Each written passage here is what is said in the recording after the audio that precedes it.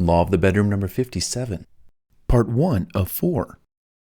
Guys, watch out for these types of women. Beware of the heartless who make your heart beat quickly. They're just using your heart because theirs won't start. It's kind of like a quote, little unknown author there, quote. Beware of the heartless who make your heart beat quickly. They're just using your heart because theirs won't start. Or maybe theirs aren't pumping correctly, or feeling the right heartfelt feelings. Some women can be very seductive and destructive. Some will even look for a certain type of man that they can control. Some women are also deprived, depraved, feel downgraded and doomed to degradation and decry with abusive language. Some men are also just as guilty of these same attributes, so guys aren't off the hook either. But this is focused on women because, guys, we are the focus here for this book. And we are accumulating a lot of great knowledge, wisdom, how we're going to treat our gal with just amazing honor and care, love, and attention inside and outside of the bedroom. So we need to make sure that we are watching out for those kinds of women that don't treat us the same in return. Okay? Relationships are a two-way street, and you're about to give up a lot of your assets and your time, your attention, and we just don't want it spoiled and put before the wrong type of person. And ladies out there, you too. You could listen to these same kind of similar attributes and say to yourself, I don't want to be treated badly either by a guy with bad traits. So this is a two-way street. All right, guys, back to you. Watch out for women who want to control you. These women either have no self-respect or control over their own emotions, physical and psychological desires, or they are just simply desperate to snag men into their layers. Why do some women control men or their husbands? There are multiple reasons for these behaviors. Number one, sometimes women are just, they'll just repeat the behavior that they've learned. For example, if a woman was raised in a house where her mother was dominant in the family, then the girl might grow up assuming that women should control her man. And I've seen this in some cultures where it's hard for men to find work in their culture. But women can find work easily, whether it's housekeeping or, sexual favors or other kinds of work, medical and health related or something like that. The point is they see then the man to be lazy, and he's really not. There just is not that kind of work for men to find to be able to make money to support the household. So the women become the leader of the house. They become the bossy ones, and they boss the men around. And it's a very sad situation. The hearts of these men just goes down in the gutter, and they're all always on the outside, smoking cigarettes and drinking. And then that escalates to something worse, health-wise and drinking-wise. Let no one ever control you. And ladies, you too. Don't ever let anybody control you either. But guys, don't ever let any woman control you, ever. Number two, some women use sex to gratify some hysterical need for not ever having received love from family or a previous lover. So some of them will go so far as to use waterworks to get a certain reaction, such as sympathy from a man. And waterworks is crying and all that other kind of emotional stuff, no, it's not going to fly. In some cases, an insecure woman might try to feel more secure by controlling her environment and everyone and anyone around her. Number four, maybe the woman hates her feminine role as a result of being and believing that it's an inferior role. So she wants to be more manlike and control the scene and be the boss. Hey, I get it. I get it. No one wants to feel inferior or, nothing like that. But that doesn't mean that you, ladies, should be controlling a situation just to compensate for some of these feelings you're having or some feminist role that you've been told. No. Number five, sometimes women who have the need to control seek out easy targets such as weak men. So guys, strengthen up, hone up, be mightier, be greater than the old you. You're improving now.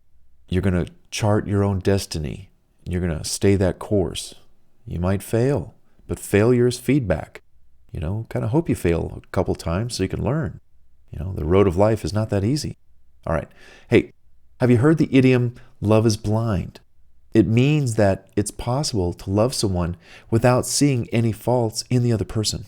It's possible to fall hard for a woman that you seem to share so much with, but when the newness wears off, you discover that a she-devil has taken over your life. What can you do about it? Well, stand up for yourself and tell her that you will not be controlled. Refuse to engage in arguments on any topic, because one thing a controlling woman wants is a challenge of wits.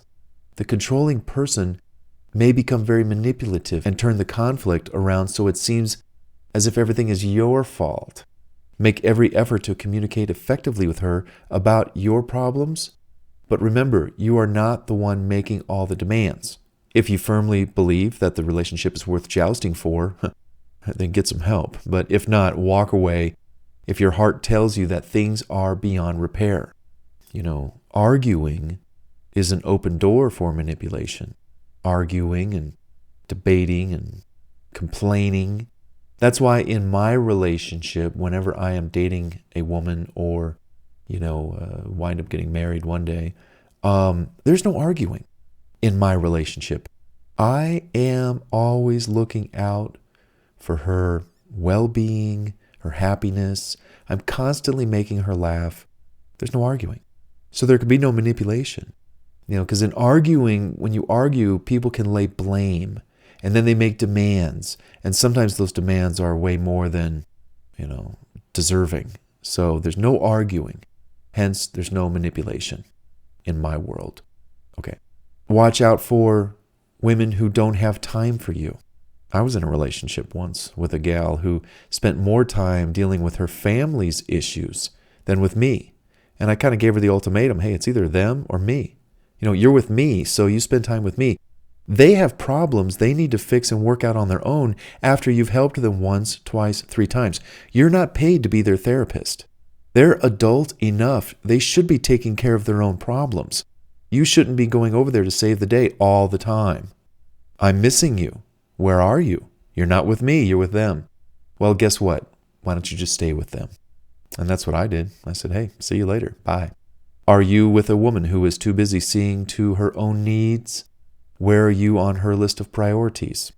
Are you not meeting her expectations for sex, a noteworthy career, financial security, and more? What's her deal?